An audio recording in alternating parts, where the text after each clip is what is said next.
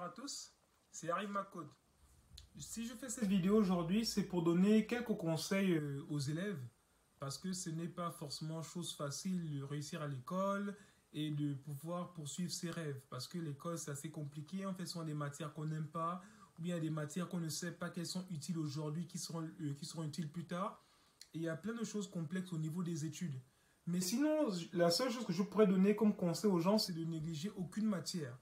Parce que moi-même d'abord, lorsque je vais parler rapidement de mon parcours, je n'étais pas forcément au départ un élève brillant. Je ne dis pas non plus que j'étais un génie, mais j'étais au départ un élève moyen. Parce que lorsque je suis passé de la 6e, j'étais une 6e qu'on appelle le collège Sainte-Marie au Gabon. Je suis passé de la 6e en 5e avec un 10,02 de moyenne. Ensuite, je suis passé de la 5e en 4e avec un 10,01 de moyenne. Donc j'arrive en 4e, bon, mon but c'était juste de passer en classe supérieure, d'être avec les amis, rigoler, s'amuser, mais il faut toujours passer. Mais en arrivant en 4e, lorsque je suis passé en 3e, bon je suis passé en 3e avec 10,65 de moyenne, arrivant en 3e, j'ai eu, on va dire, des conseils de mon frère qui me précède. Il va me dire qu'il faudrait que tu sois ingénieur. J'étais en 3e. Ouais, ingénieur, mais ingénieur c'est quoi? En quoi ça consiste le boulot d'ingénieur? Et donc, il m'a donné pas mal de conseils. Il m'expliquait qu'au Gabon, si tu veux devenir ingénieur, il faut faire ce qu'on appelle maths sup. C'est-à-dire la prépa, après la terminale, il faut d'abord aller en terminale C, ensuite avoir un bac C et aller, il faut aller en prépa qui se trouve dans le lycée national Léon Mba.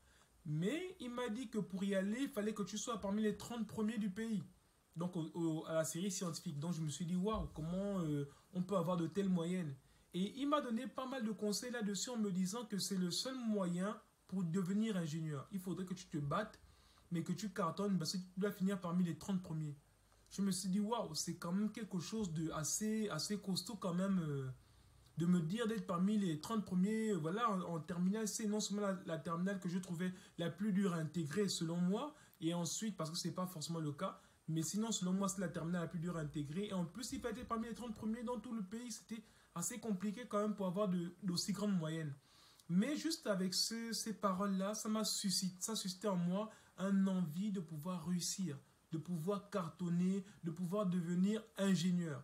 Et pour cela, j'ai commencé à aller sur Internet, pour voir un peu sur des forums, écouter un peu ce que les gens disent, pour savoir comment devenir ingénieur et comment réussir avec des grandes moyennes à l'école. Parce que s'il faut être parmi ces moyennes, on va dire ces élites-là, il faudrait être bon dans quasiment toutes les matières. Et donc j'ai commencé à lire sur pas mal de forums, me documenter. Mais je n'avais pas toujours trouvé satisfaction de comment il fallait que je travaille. Et je suis tombé sur un grand qui était au quartier, qui me disait en fait pour devenir très bon au niveau des études, pour pouvoir cartonner dans toutes les matières, ce qu'il faudrait faire premièrement, quand tu arrives en classe le premier jour de cours, tu suis d'abord bien attentivement les cours en classe. Ensuite, après avoir suivi les cours, lorsque tu rentres à la maison, tu peux te reposer, faire ce que tu veux, mais tu dois relire tous les cours du jour même à la maison. C'est-à-dire que si tu as eu 3 matières, il faudrait que tu relises les 3 matières à la maison. Même juste relire le cours sans même d'abord faire d'exercice parce que lorsqu'on relit un cours au jour le jour, on peut emmagasiner jusqu'à 80% du cours. C'est-à-dire que si on fait le jour même, on peut retenir jusqu'à 80% du cours. Et ces cours-là, quand ils sont enregistrés, ils peuvent rester dans le cerveau pendant longtemps, lorsqu'on a révisé au jour le jour. Mais une fois qu'on attend le lendemain, lorsqu'on révise, on tombe quasiment à 40%. Et déjà, plus le temps passe, plus le pourcentage diminue. Et il est difficile d'avoir de grandes performances.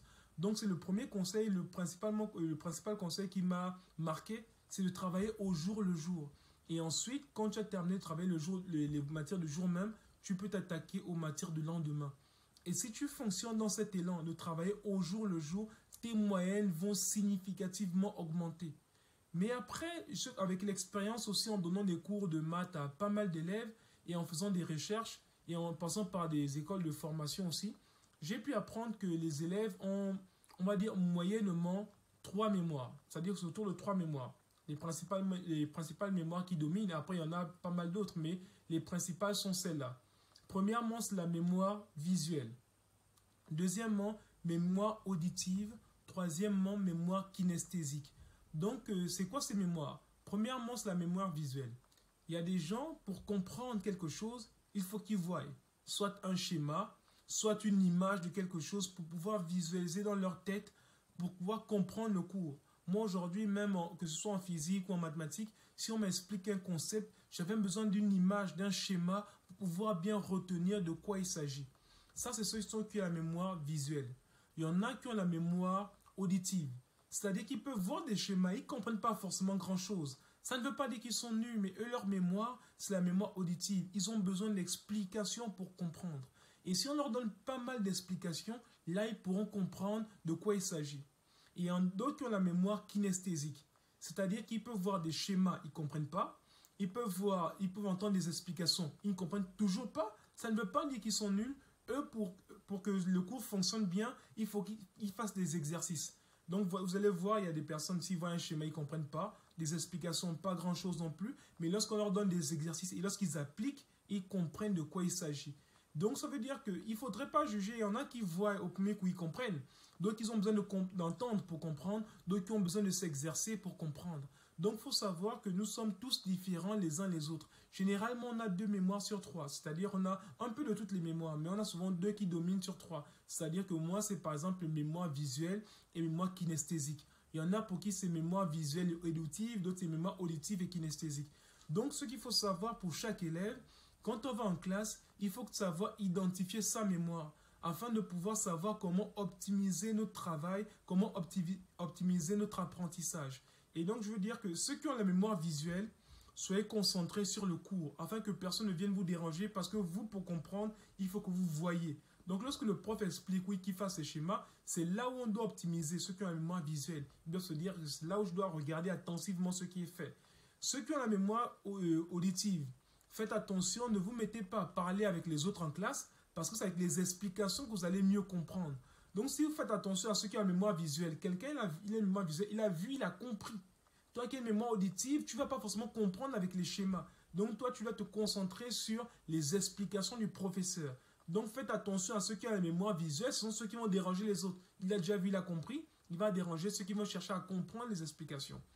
Et maintenant, troisièmement, ceux qui ont la mémoire kinesthésique, il faut savoir que votre temps principal, c'est surtout aussi à la maison, où vous allez passer votre temps à faire pas mal d'exercices. Donc, à la maison, il faut prendre le temps de maximiser. Donc, il faut savoir que nous sommes tous différents les uns les autres. Chacun doit optimiser dans le domaine dans lequel il est bon. C'est-à-dire, ce que je veux dire, comment il faut aussi pour reconnaître ceux qui ont la mémoire visuelle, par exemple.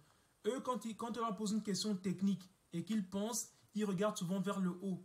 Lorsqu'ils regardent vers le haut, c'est parce qu'ils ont une mémoire visuelle. Donc, ils réfléchissent en regardant vers le haut. Ceux qui ont la mémoire auditive, ils ont tendance à regarder, lorsqu'on leur pose une question, c'est démontré scientifiquement, ils ont tendance à regarder à gauche ou à droite. C'est-à-dire les pupilles se déplacent de gauche à droite. Ils sont ceux qui ont la mémoire auditive.